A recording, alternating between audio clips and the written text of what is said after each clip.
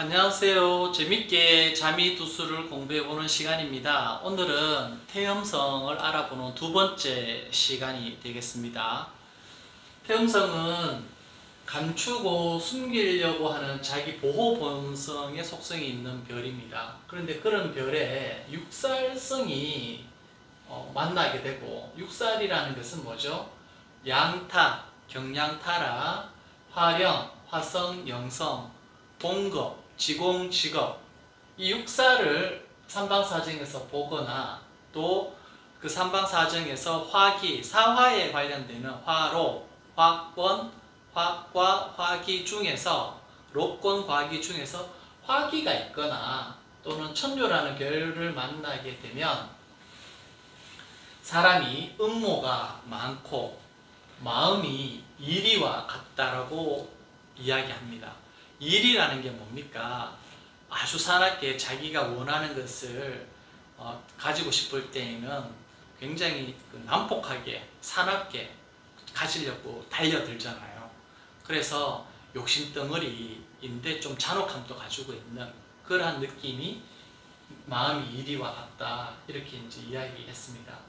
그리고 학자에 따라서는 태음성을 이 세 가지 단어로 이제 표현을 합니다. 음유, 음침, 음모 라고 해서 음유라는 것은 뭐 음적이면서도 아니면 드러나지 않게 은연중에 뭡니까? 이 유자는 부드러울 유자잖아요. 그죠? 포용하고 너그럽고 받아들일 수 있는 그런 특성이 있고, 음침은 아무래도 음은 무겁잖아요. 양은 가볍고.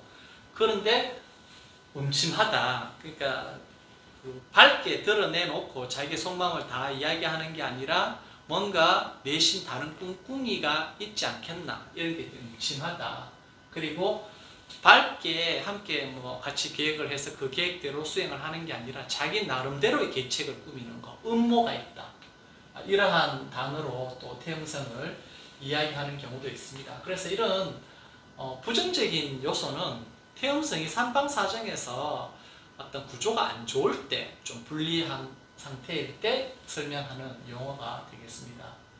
그리고 항상 태음성은 짝성인 태양과 함께 같이 살펴보는 게, 태양도 함께 공부할 수 있기 때문에 좋습니다. 그래서 태양은 이 태양 자체가 남자를 이제 의미하기 때문에 할아버지, 아버지, 아들, 손주 이렇게 이야기를 할 수 있고, 태음은 여자에 관련된 모든 것들을 담고 있는 부분이 될 수 있습니다. 그래서 할머니, 어머니, 딸, 손녀딸 이렇게 이제 볼 수 있고, 남자는 밖에 나가서 가족의 생계를 위해서 어떻게 됩니까? 희생을 하면서 돈을 벌어 오죠. 그 돈을 버는 게 책임을 하기 위해서 하는 거지 않습니까? 그러니까 결국 태양 자체는 본인이 빛을 발을 하잖아요.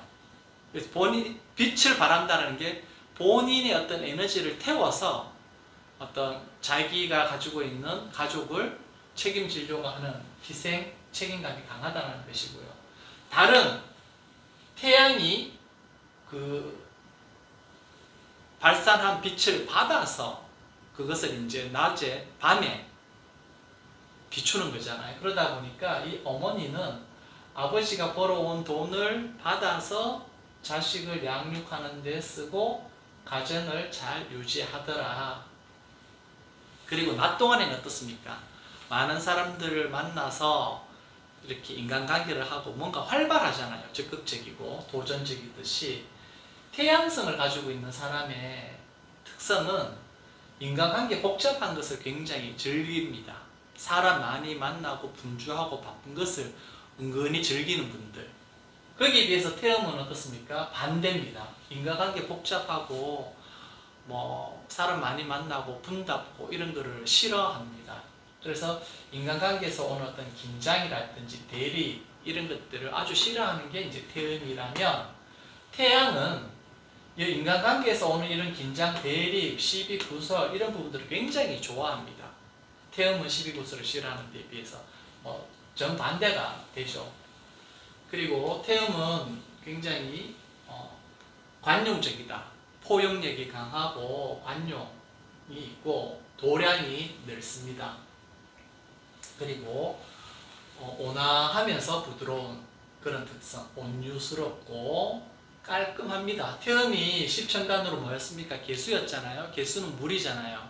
물은 씻으면 깔끔하잖아요. 그래서 태음이 좀 왕지가 되고 이러면은 좀 결벽성이 있습니다. 결벽점.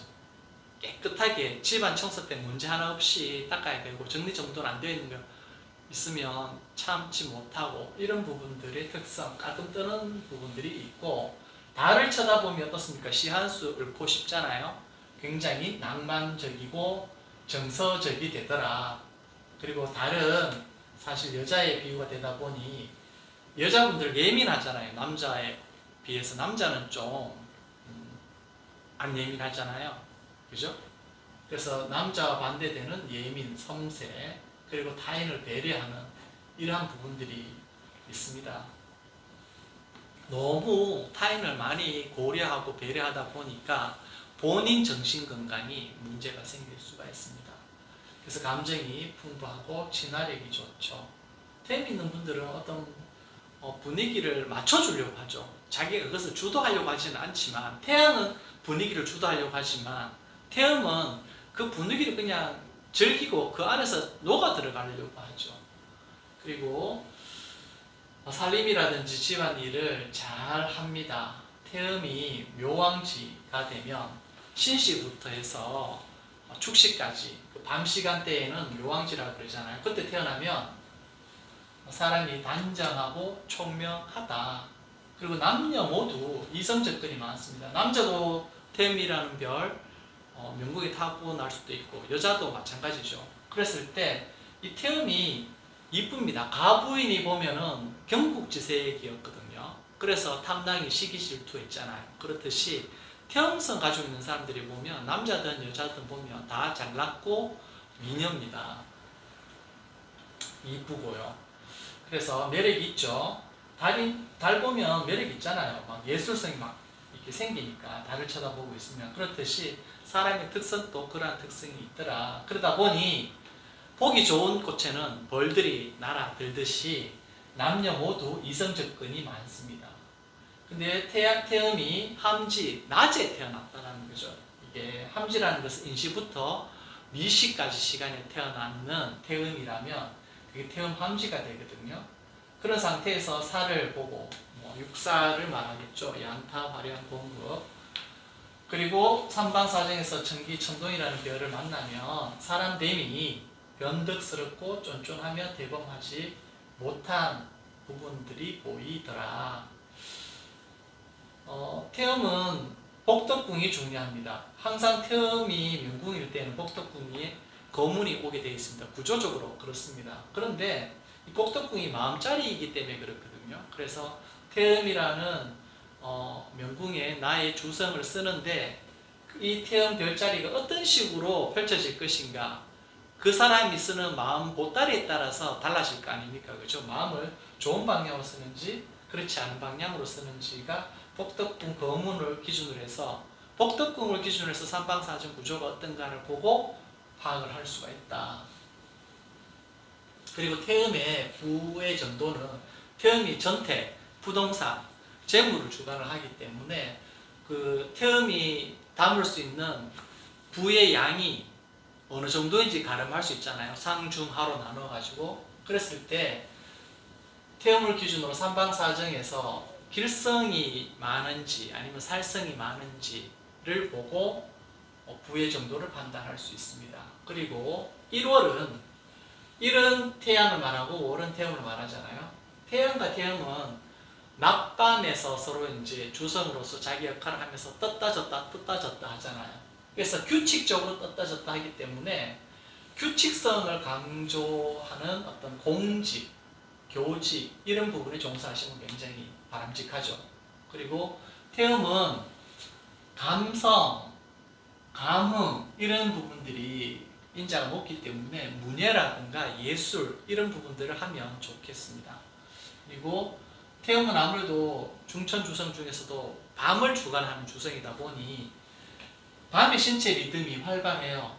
그리고 안 좋은 경우는 태음이 함지가 되잖아요. 그러니까 임묘진, 사오미 시간에 태어나면 나태생이 되는 거죠. 나태생이 된 거는 좋은데 이 자기가 또 삼방사정에서 화기를 만나게 되고 또 이런 살들 있죠. 양타 화령 공급 살들을 많이 보게 되면 이 태음 자체가 여자를 뜻한다고 했으니까 여자 인자에 관련된 부분이 있죠. 어머니라든지 딸, 손녀, 처 이런 부분들에 대해서 불리하게 나타날 수 있더라. 지금까지 태음성에 대해서 살펴보았습니다. 그래서 이 태음성에 대해서 이해를 하실 때 어떤 이미지 트레이닝을 좀 많이 하시면 좋으실 것 같아요. 그러니까 단순히 외우려고 하지 마시고 그냥 이해를 하셔라.